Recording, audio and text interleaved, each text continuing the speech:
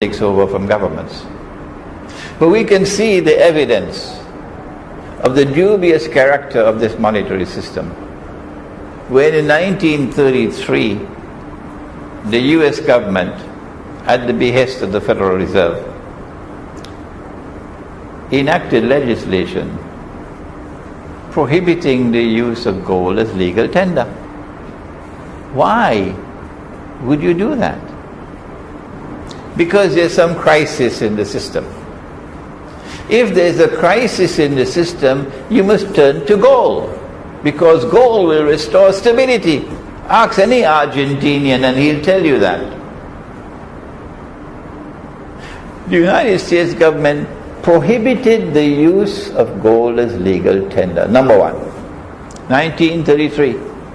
Number two, if you were caught with gold after a certain date, you would be fined 10,000 US dollars, or you could spend 6 months in jail. Why this drastic measure? You had to take your gold and give it to the government, and the government will give you paper in its place at $20 an ounce. So all of the United States had to hand over their gold to Uncle Sam. Those who were smart shipped their gold to Switzerland and got away. After the United States government had taken all the gold, then in 1934, January I believe, they then devalued the dollar. What's that? We never had this word before, devalue. We thought value was stable. Value is created by the one God. How can you devalue money? Yes, you can, when you stop using money with intrinsic value, gold and silver, and you replace it with money which has no intrinsic value, then you can devalue. So we see the system working now. The United States government devalued the US dollar from $20 to 1 ounce of gold to 35. And then they removed the law prohibiting the use of gold as legal tender. So all of America rushed to buy back their gold. But in the process, if you had changed 100 gold coins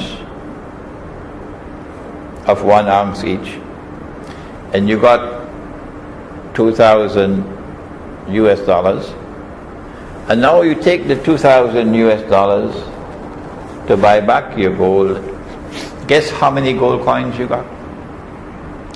I think it will be around 57 or 58. Where has your money gone? Who took it? In this case, it's so easy to understand that the money is in the pocket of Uncle Sam.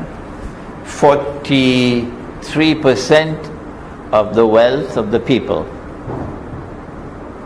has been unjustly acquired by the government, which means the Federal Reserve, through the simple expedient of devaluing the money. That's what has been happening around the world since then. And this was not the first, I think it's called Ponzi scheme, this monetary system. This monetary system, this Ponzi scheme, had been tried through history by many, many, many people. The Chinese tried it. Everybody who tried this Ponzi scheme eventually ended up losing. It always collapsed, always collapsed.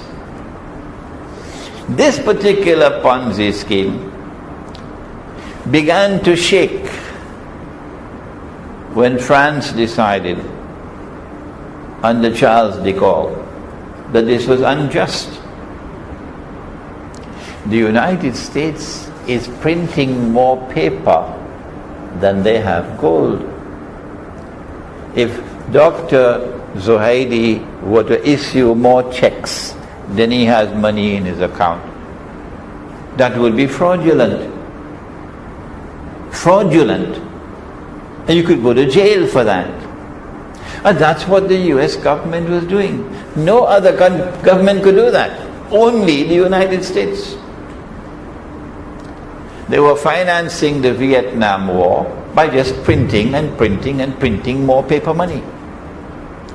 And Charles de Gaulle was quite angry because the French could understand the unjust nature of the monetary system.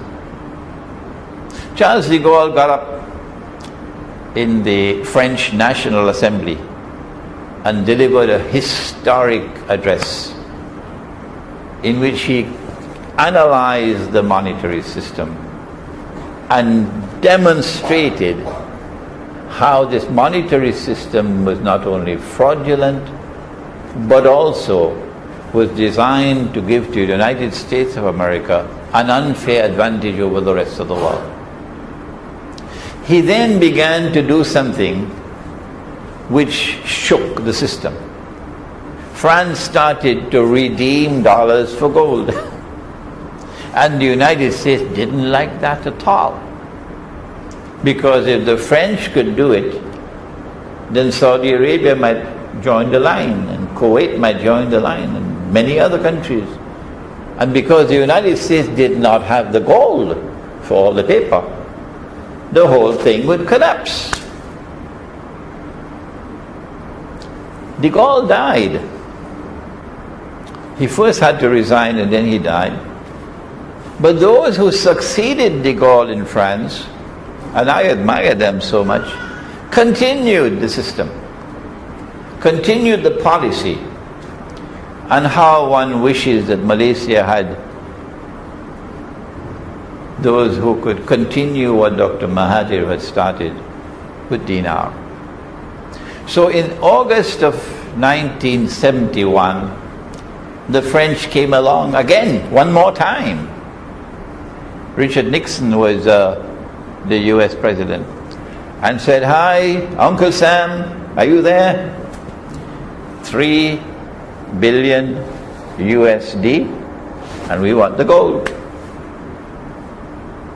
Nixon retired to Camp David that weekend. That's what they usually do. And he realized the game was up. The game was up. The Ponzi scheme had collapsed. The United States can no longer continue delivering, redeeming paper for gold. And so he delivered an address to the world and said, "We gave our word, but we don't have to keep our word." Not in Islam. Not with those who follow Prophet Muhammad alayhi salatu wasalam. The characteristic of a true Muslim, the characteristic of a true Christian, of a true Jew, of a true Hindu, of a true Buddhist, is that when he gives his word, he keeps his word. That's the basis of international relations. Pacta sunt servanda. But that's what Richard Nixon did. He tore up the Bretton Woods Accord. He decided to abandon the provisions of the International Monetary Fund. And so from September 1971, the US dollar is in no man's land.